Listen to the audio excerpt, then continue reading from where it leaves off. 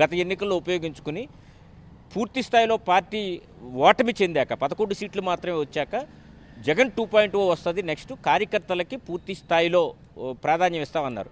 2.0లో మా సంగతి చూపిస్తాం అనేమని చెప్పలా, కార్యకర్తలకి న్యాయం చేస్తామని చెప్పారు.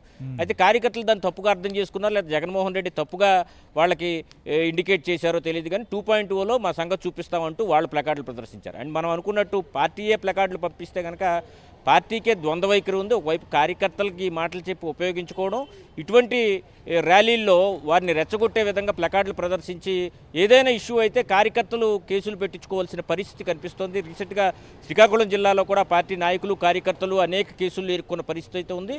ఇప్పుడు కూడా హెలికాప్టర్ హెలిప్యాడ్ నుంచి అక్కడికి వెళ్ళడానికి కిలోమీటర్ దూరమే ఉంటుందట. ఆ కిలోమీటర్ దూరం కూడా ఈ ర్యాలీ రూపంలో తీసుకెళ్ళడం. సాధారణంగా ఇటువంటి సమయంలో రైతులందరినీ కూర్చోబెట్టి మాట్లాడతారంటే ఒక మీటింగ్ టైప్లో పెట్టుకుంటారు.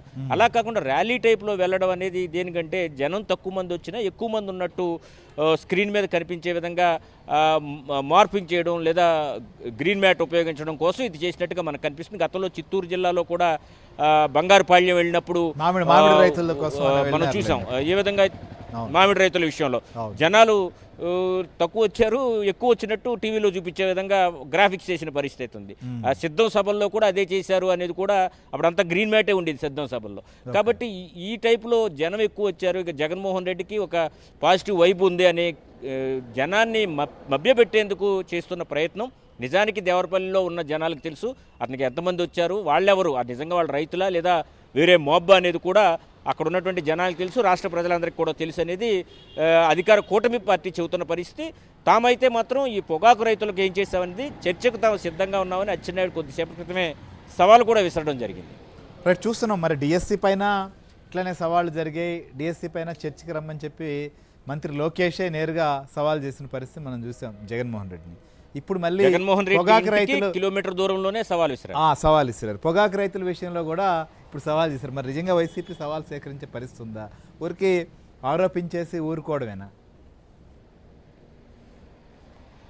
వైసీపీ ఇప్పుడు వరకు చూస్తే కనుక ప్రతి యాత్రలో కూడా, అంటే అది పరామర్శ యాత్ర అవ్వచ్చు లేదా ఎవరైనా తమ కార్యకర్త చనిపోతే వారికి సంబంధించిన యాత్ర కావచ్చు, మాబ్ను మొబిలైజ్ చేయడం, జై జగన్ అనిపించుకోవడం తప్పించి వేరే ఏమీ లేదు. వెళ్ళిన వాళ్ళకి న్యాయం జరగదు. అదేవిధంగా నిజం చెప్పాలంటే వాళ్ళకి నష్టం. ఈరోజైతే పొగాకు రైతులు బేళ్ళు అయి తొక్కేసి పొగాకు అంతా కూడా దెబ్బతినిపోయిన పరిస్థితి. అది ఎంతో కొంత రేటుకు వచ్చే పొగాకును కూడా నాశనం చేసేసి రైతులు నిండా ముంచేసిన పరిస్థితి ఈరోజు యాత్రతో అయితే. ఇటువంటి విషయాలు జరిగినప్పుడైనా సరే ఈ పర్మిషన్స్ ఇచ్చే టైంలో ఈ కండిషన్స్ పెట్టి పర్మిషన్స్ ఇవ్వాలి. ఈ కండిషన్స్ ఉల్లంఘిస్తే నెక్స్ట్ మళ్ళీ పర్మిషన్ అనే కండిషన్ కూడా పెట్టాల్సి ఉంటుంది పోలీసులు కూడా. దానికి ఎందుకు వాళ్ళు సిద్ధం కావట్లేదు అనేది కూడా ప్రధానంగా అందరూ ప్రశ్నిస్తున్న పరిస్థితి అయితే ఉంది.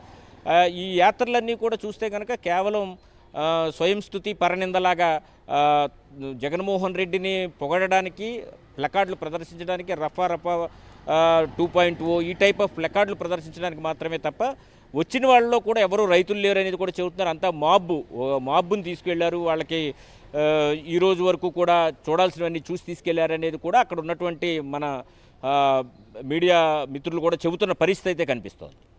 Right Satya, thank you Satya. So ఇది ఇవాళ దేవరపల్లి పర్యటనకు